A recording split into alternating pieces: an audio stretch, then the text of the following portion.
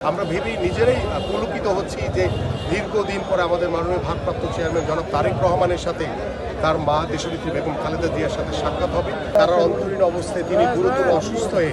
অনেকবার হসপিটালে ভর্তি হয়েছেন এবং জীবন মৃত্যুর সন্ধিক্ষণে তিনি লড়াই করেছেন এবং আমরা বারংবার দলের পক্ষ থেকে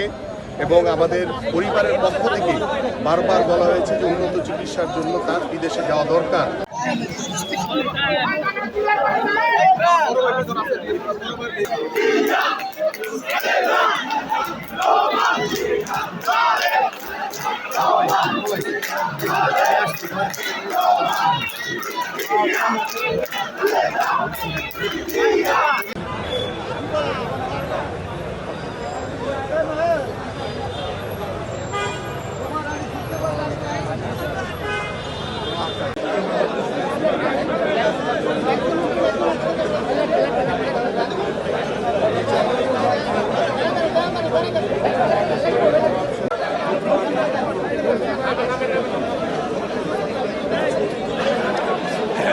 আমাদের আশা তো নাকি